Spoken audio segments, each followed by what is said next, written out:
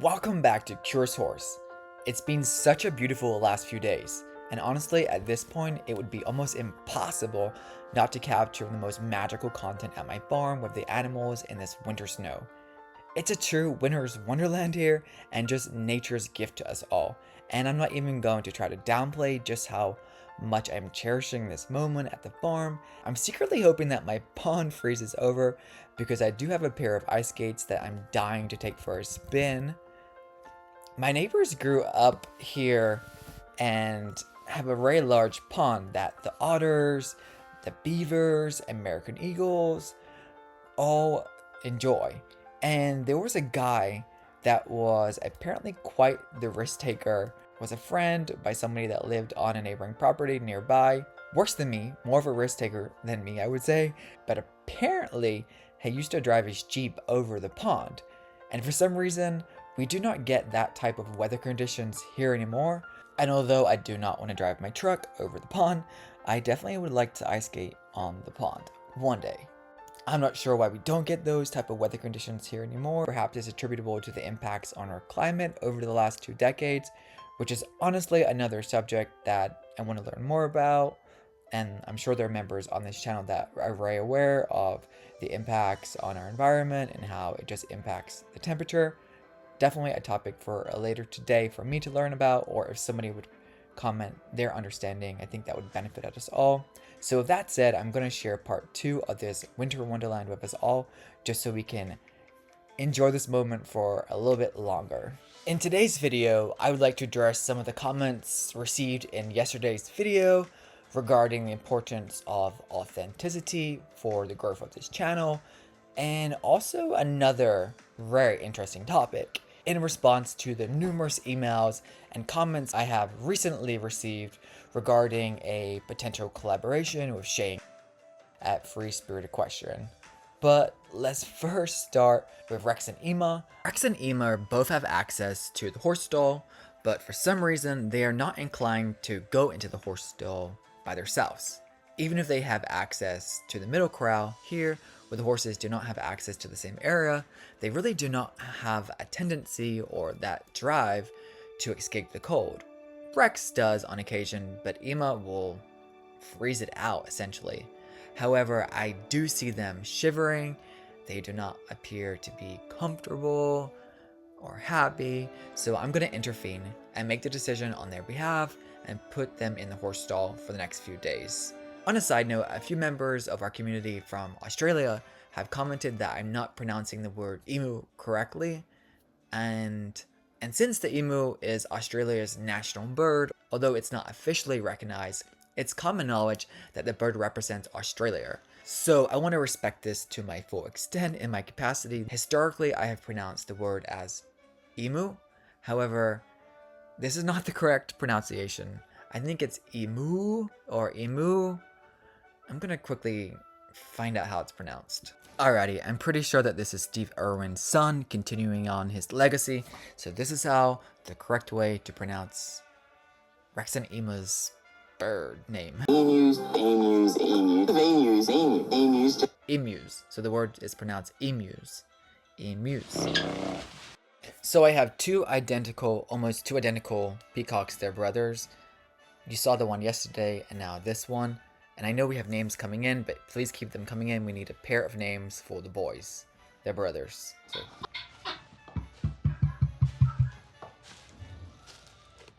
Good morning.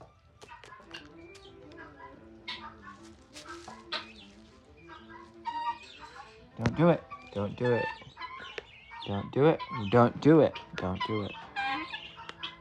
So Prince is very playful and curious. He gets into it with everybody, just playing around, being a goofball, and he gives it to the emus, and the emus give it right back at him. The emus pecks do not hurt, so nothing to be worried about here.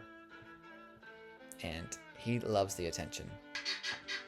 So Ema is the bigger, she's the girl, Ema, and for some reason when they get overly stimulated, she has a tendency to chase Rex around. He's used to it. It's more of an issue now because they're in a confined space, but I do check on them and it died down shortly after this. Nobody got hurt, but I'm not sure why The girl Ema has a tendency to chase Rex around. Maybe they're playing. Is it a dominance thing? I'm not quite sure. I know she didn't select him to breed this year, but they are inseparable. I'm just not sure why they do this. I purchased Rex and Ema when I first bought the farm. They were about 6 months of age, and the guy that I bought them from was super cool. He had close to 100 of them. We walked around. It was like Jurassic Park. I think on one of the upcoming videos, if I can find that clip, I'm going to play it back. It was in a private area, but it was an experience. Big experience. Ema, stop that. Stop that, Ema. Be nice. Ema, stop it. Why do you think Ema, the female, is being so nasty to the boy? Alrighty, many of our community members have reached out regarding a potential collab with Shay over at Free Spirit Equestrian, and even before Shay made this announcement, many have suggested a potential collaboration at an auction, but honestly, at the time, I didn't really see how this could work from a logistic and or a practical standpoint. Manifesting is one of my hallmarks, but I am a realist, as you know, and I see the upside of CuriousHorse collaborating with Free Spirit Equestrian, but I do not see an upside for Shay potentially collaborating with myself. Wow, there goes Nadia. I've never seen a chicken fly like that before. Wow. Yes, it would be great content, and I'm sure everybody would enjoy it. This channel has literally kicked off and just now reaching the inflection point after 6 months. Shay has been in the space for years, so by her collaborating, obviously this would be a big boost in subscribers for our community here at CuriousHorse, but my thoughts automatically go to what does she get in exchange? And I never want to feel that I'm taking something without giving. Like it has to be reciprocated or like a mutual exchange where both parties are benefiting. So I'm trying to figure out what exactly would Shay benefit from collaborating with a new channel like CuriousHorse. And don't get me wrong, it's not a confidence thing. I don't believe it is. I know that CuriousHorse has some of the best content out there. The horse auctions, the horse adventures, just like the realness that we bring and the support for horses. It's not about that. It's just from a business perspective or reality. And how would this make economic sense from a business perspective from her? But also, it is an investment in time. The logical side of me. Water troughs at any time are always spotless condition. I like clean water. Oh, there's Polar Bear. I don't want to get too close to Polar Bear, Chris.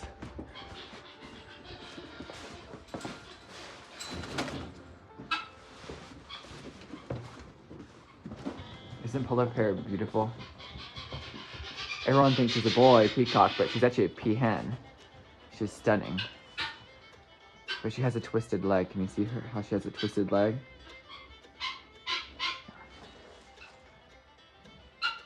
Hey, Polar Bear. You look especially stunning today. Automatically defaults to think that it would make sense for her to collaborate with a related content provider. A related content provider that is still differentiated, but still has those common ethics that she shares towards horses, or just some type of common denominator that's not too similar. The Clever Cowgirl, maybe, but Shay probably already has the majority of Clever Cowgirl's subs. So although the content would be engaging, I'm just not sure how that would support her growth initiative, which is ultimately what we all want to achieve. Good morning. I've said it before and I said it again. Content providers cannot sustain and continue producing without growth. It's just part of the nature of this business. And we are only as good as the last video that we produce. Which translates to our current reputation and perceived ability is based on the quality of our most recent published video, regardless of our past successes. We are considered good or great as long as our latest project is well received by our subs. One bad video that would contradict our beliefs could quickly overshadow previous achievements. For example, the reason why our community values CuriousHorse so much is because you know that my animals have the best standard of care. You know, when you watch my videos, that my animals are living in utopia, and you see just how happy they are. You see the herd running freely, they are not suppressed in their ability physically or mentally to express themselves. For example, when Tirakina came home from the auction and was extremely sick, I immediately got the vet over for 4 to 5 emergency visits. I made a mistake with the protocol breach with Reese, and immediately I handled it with my vet. I spent around $3,000 to get my herd healthy again, and I would have taken this exact approach regardless if I had a YouTube channel to hold me accountable or not. And although this was never a possibility, if the nature of my personality was different and I chose to take a less responsible path and not call the vet and just take a gamble, I can guarantee you I would have lost a huge chunk of my subscribers. So it's how we are perceived. The point I am making is that by Shay collaborating with CuriousHorse, her only upside would be that her next video would be an extremely high standard. I'm a CPA, I'm a certified public accountant, and I am bound by a strict code of ethics, which translates to integrity, objectivity, due care, and confidentiality. From both a strategic and a risk factor Good boy. Good boy. Foxy. perspective, a collaboration with myself would be safe, the collaboration would be very engaging, and our subs would thoroughly enjoy the video. And that brings me back to the original question. What is Shay's goal of doing this collab? Is it for growth? From our YouTuber subscriber perspective, the only growth she would achieve is that the collab would likely have a high view count, but her total subscriber count would likely not move the needle. If Shay's goal of the collaboration is to make high quality and engaging content for her existing subs, and to maintain or improve her established perceived reputation on YouTube, Good Boy. Good boy. Foxy, stay. of her brand and her channel, then logically it would make perfect sense. I'm just not sure what the motive is. Intuitively, my gut is telling me the goal would be for growth, and that's why she should likely find a YouTuber that has a high subscriber count that she can mutually benefit from.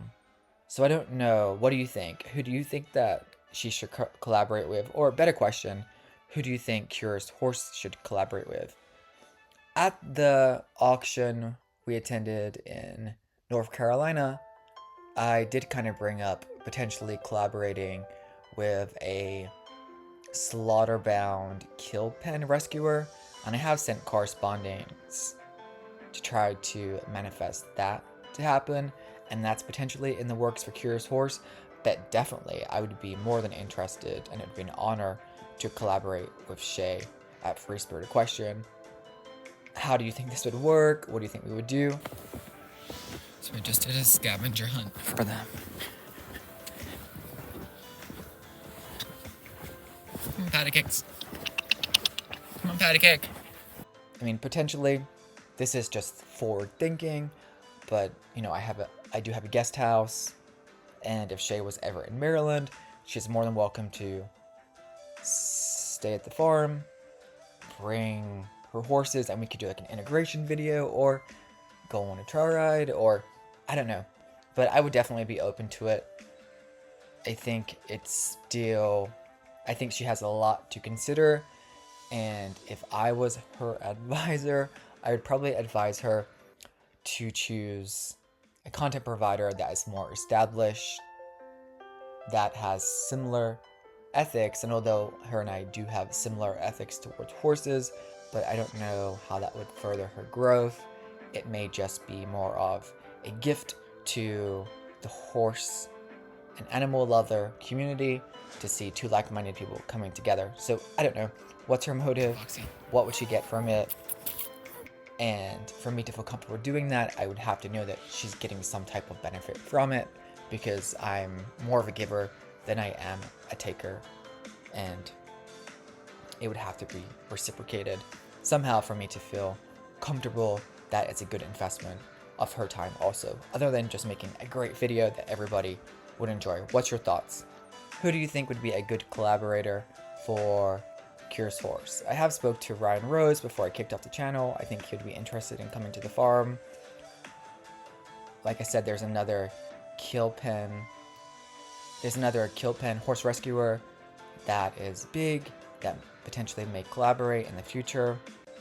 I'm pretty open as long as the person has similar ethics and I feel comfortable with them being around my herd, then I would definitely consider a future collaboration. But with that said, to summarize, recently I have faced rejection in my life. It was in 2024, and I don't think I could face another rejection like that this year. It's just not part of my manifestation, so I'm not sure if I would initiate it. I do try to maintain and preserve my energy and stay within my comfort zone, which is something I should probably learn how to deal with and keep that go-getter attitude going. Finally, before we close this video, I want to thank everybody for your kind words on yesterday's video. I do believe to reach our full potential, we have to be on a lifelong exploration. Yesterday, I launched the CuriousHorse Full Access membership, and firstly, I wanted to thank everyone that has already joined, but please note, do not feel obligated to join. You have already supported the growth of this channel through viewing, through sharing, commenting, and of course, subscribing. Our channel is funded by ad revenue, and this is received as a result of your views and engagement. I did have anxiety after posting this video for obvious reasons, because I was worried I did not capture my intentions correctly on the video. I actually considered deleting this video. However, you all came to my defense and you lifted me up, and I appreciate your kind words. One member said not to censor myself or my content because people love authenticity. I thought you did a great job describing your goals, your issues and challenges, and what you intend to do. Don't censor yourself or edit yourself too much. People love authenticity. Polished and smooth delivery will continue to improve on its natural way as you do more videos and find your way in the space. That comment meant a lot to me, along with many others, and just wanted to say thank you. Again, I hope you guys enjoy the rest of the day. I'm hoping to get an auction video out end of week, so stay tuned.